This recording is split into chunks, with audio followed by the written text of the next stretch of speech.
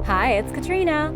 From mysterious ancient caves built by a lost civilization to priceless artifacts made by the Romans, here are 9 amazing and mysterious archaeological discoveries.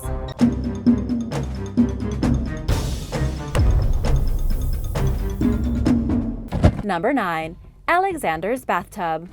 Located inside an abandoned palace is a ginormous granite bathtub. But who would need such an enormous tub? Babulovo Palace, also called Babovka Palace, was built as a summer residence and bathhouse toward the end of the 18th century during the reign of Catherine the Great of Russia. It's located about 15 miles south of St. Petersburg in a town called Tsar's Village. The residence was seldom visited and was abandoned in 1791, partially due to its remoteness, and it wasn't until the 1820s that it saw a revival. Within Babulovo Palace is a giant granite bathtub called the Tsar Bath, which was added to the palace during this time under the instruction of Tsar Alexander I.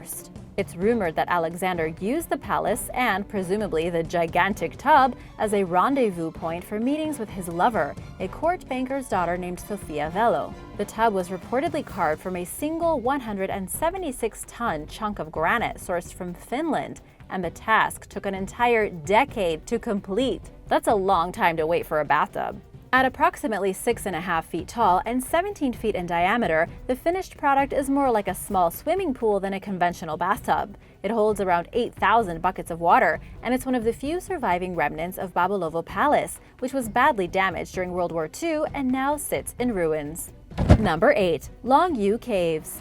Deep in China's Zhejiang province lies the village of Longyu, where there are a series of ancient caves that were undiscovered until 1992, when a local man named Wu Anai decided to put a local legend about the town's bottomless ponds to the test. Upon attempting to find out just how deep the ponds were by using a water pump to siphon them dry, he found that they were, in fact, flooded entrances to hand-carved caverns, whose origins remain a mystery to this day. It took 17 days for Wu Anai to get to the bottom of the legend, literally, and the ensuing discoveries amounted to 24 caves total, which came to be known as the Longyu Caves. The cave's walls are adorned with carved lines and symbols of unknown meaning, and that's merely the beginning of the mysteries to be found within. None of the caves are interconnected, yet several of them share extremely thin walls, and given their estimated age dating back to 200 BC, it's amazing that the builders did not puncture them with their primitive tools. Speaking of tools, archaeologists have not found any evidence of the tools that the builders used to construct the caves with, nor are there any signs of what the cave's original purpose was, especially since they're seemingly too large for the population of a small village to construct on their own. In fact, experts estimate that it would have taken 1,000 workers to build the caves in a reasonable amount of time.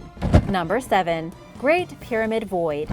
In November 2017, in what Egyptologist Yukinori Kawai called the discovery of the century, scientists announced the discovery of 2 previously unknown voids in Egypt's 4,500-year-old Great Pyramid of Giza.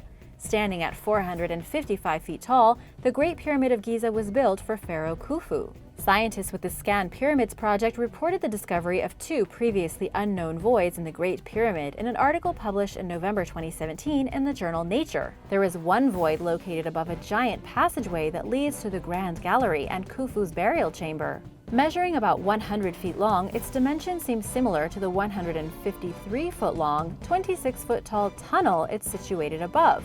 The smaller corridor's length is unclear. At the time the discoveries were announced, scientists were unsure what was inside of it. In January 2018, Live Science reported on researchers' plans to investigate the corridor using tiny robots equipped with high-resolution cameras, thermal imaging, and other advanced detection technology, which they also used to discover the voids in the first place. By doing so, they hope to learn what the voids were used for. Possibilities include burial chambers and construction passageways, and if there are any unknown contents within or other spaces linked to them. Hopefully, further investigation using muon detectors and thermal imaging will provide answers to the many questions we still have surrounding the pyramids. The next step is to send robots into the void once it is safe enough to do so. Number 6. Cocaine mummies. Some researchers have long speculated for various reasons that the ancient Egyptians crossed the Atlantic and reached the Americas 3,000 years ago. If this were to be true, it would challenge essentially everything we believe about the first people to arrive on the continent after indigenous Native Americans got there. One such piece of evidence pointing toward this possibility allegedly came to Dr. Michel Lescot from the Museum of Natural History in Paris in 1976 in the form of a sample from the mummified remains of the Egyptian pharaoh Ramses the Great. Lescot discovered traces of tobacco on the bandaged remains using an electron microscope, which her colleagues initially wrote off as contamination from modern sources. After all, as things currently stand in the historical record, tobacco was first known to travel to Europe after Columbus traveled to the New World in 1492, 2,700 years after Ramses the Great passed away and was mummified. Years after Lescot examined the tissue sample, forensic toxicologist Dr. Svelta Balabanova followed up on her findings by analyzing a piece of intestinal tissue from deep inside Ramses the Great's preserved body, rather than external samples, reducing the likelihood that the evidence was contaminated. She reportedly discovered traces not only of tobacco but also of cannabis, or marijuana, and coca, the plant used for making cocaine, like rings on a tree. Despite her excellent reputation, Balabanova's colleagues, like Lescot, said that this wasn't enough to prove that the ancient Egyptians actually personally handled or used these substances. In 1992, a decade later, 7 mummies were flown out of Cairo for further investigation into the matter. Gas chromatography tests of all 7 samples conducted by Balabanova indicated the presence of nicotine and coca. These findings suggest that the ancient Egyptians either traveled to the New World or traded with people in it, but very little follow-up research has been done on the matter, and researchers are divided on whether or not ancient, far-flung trade routes truly existed. Number 5. Baigong Pipes. Mount Baigong, located in China's Qinghai province, is home to what's called the Baigong Pipes. Local legend speculates that the pipes, which are located inside caves near the mountain, are the site of an ancient extraterrestrial laboratory. 3 triangular entrances lead to the cylindrical formations, and on top of the mountain there's a mysterious pyramid formation.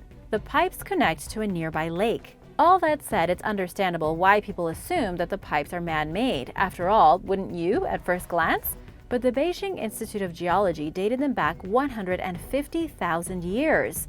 Based on everything scholars know about human history, it's therefore highly unlikely that humans built the pipes, unless, of course, you're among the many people out there who are convinced that there is more to our past than science has yet explained. The latter theory is bolstered by the fact that 8% of the pipe's material is allegedly unidentified, according to state-run media organization Xinhua. In 2007, a geology research fellow from the China Earthquake Administration named Zhang Jiandong claimed that the pipes are highly radioactive. Jiang Dong admitted that there is indeed something mysterious about these pipes, but this does not necessarily prove that the formations are man-made. On the contrary, it points toward the possibility that iron-rich magma may have risen from deep in the earth and solidified into the pipe's current shape. Number 4. Petra. Located in southern Jordan and known to its original residents as Ramku, Petra, as Greeks called it, is an ancient, unfinished city and archaeological site in an area that was inhabited as early as 7000 BC. Petra once served as the capital to the Nabateans, a little understood group of nomadic desert people who archaeologists believe moved there around the 4th century BC due to its proximity to major trade routes. It's nicknamed the Rose City because of the hand-carved caves, temples, and tombs the Nabateans built into the city's pink sandstone around 2,000 years ago, according to National Geographic. The Nabateans at Petra profited handsomely from the lucrative incense trade, and the city naturally became their most prominent metropolis. It served as a hub that linked trading caravans between the Mediterranean and Arabian seas, and the Nabateans prospered for centuries without conquest, thanks partially to their clever architecture, as well as their strategic geographical placement, which gave them a lot of control over water sources.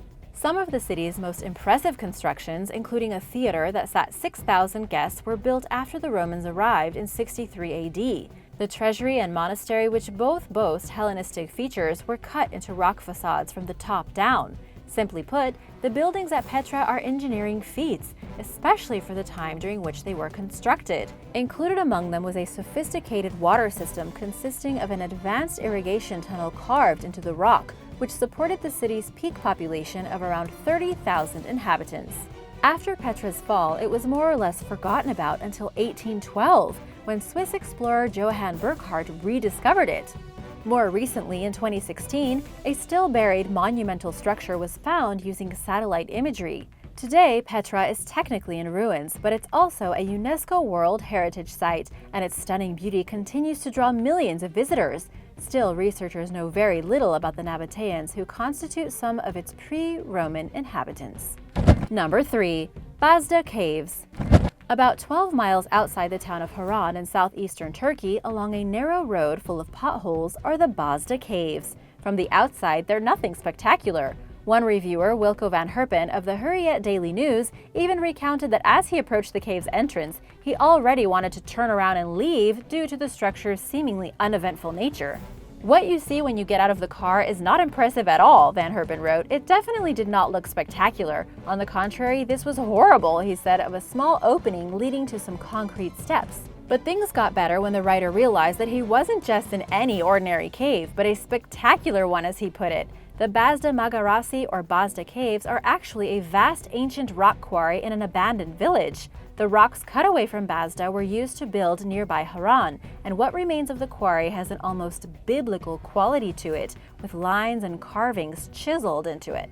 The Basda Caves are surrounded by roads and tunnels that made it easily accessible to horses and donkeys, and which also make them unique as a very well-organized historical quarry. The largest cave is at least 2 stories tall, and the entrance is big enough for someone to drive an RV through. To keep people from driving in, however, the Turkish government built steps at this entrance, but they also rejected the idea of turning the caves into a recreational area due to the instability of the structures. Archaeologists have dated the caves back to the 13th century based on writings on the wall, but little else seems to be known about them, including how the excavators transported the rock all the way to Haran. Number 2. Great Wall of Texas. In the city of Rockwall, Texas, is a rock wall, no kidding, that has perplexed locals and experts alike since farmers discovered it in 1852 while digging a well. The wall appears man-made to many, and that's part of the problem due to its estimated age of between 200,000 and 400,000 years old. Because it dates back so far, many people believe, on the other hand, that the wall is a natural formation, even if it doesn't seem like one. As part of a History Channel documentary, Dr. John Geisman of the University of Texas in Dallas tested samples of the wall. He found that all of the rocks the wall is made out of are magnetized in the same way, indicating that they are in fact natural formations rather than deliberately set in place by humans. Of course, despite this, there are believers out there who are set on their vision of the wall as being built by a sophisticated ancient civilization that must have existed in North America long ago. If this were the case, it would challenge our current scientific understanding of the continent's earliest modern humans arriving around 13,000 years ago, and you may be surprised to learn that it's not just conspiracy theorists who have noticed that the wall seems man-made. Most notably, Harvard-trained architect John Lindsay and geologist James Shelton have admitted that the structure has what resemble architectural features, including archways, portals, and window-like square openings. Number 1. Nero's Bathtub. People have been loving their baths for thousands of years and are willing to spare no expense, especially if you are a Roman emperor. Nero's bathtub is made of a type of igneous rock called imperial porphyry, which was highly valued at the time for its purple hue, as well as its hardness, which required sophisticated Roman steel for structuring and shaping. Imperial porphyry also only came from a single mine located in Egypt, making it extremely expensive. It was imported for the wealthiest Romans, and such a large piece was practically unheard of. A massive bathtub might sound like an odd or at least rare request, but Alexander I certainly wasn't the only person in history to commission a custom-built model. As a matter of fact, long before Alexander's reign in the year 64 AD, Nero ordered his own giant bathtub. Nero's bathtub isn't just older than Alexander's. At 25 feet in diameter, it's also larger, although it's not deeper. Nero was the youngest known emperor of his time, having come into power 10 years earlier at just 17 years old. Nero is perhaps most notorious for his ruthless tyranny, supposedly playing the fiddle while Rome burned, and the alleged murder of the woman in his family, and the alleged poisoning of several members of the Roman Senate whom he saw as obstructions to his power. Today, Nero's bathtub is housed in the Vatican museums and is rumored to be worth about $2 billion. Practically priceless. Thanks for watching! Remember to subscribe and click that notification bell so you don't miss out on the latest videos. See you next time! Bye!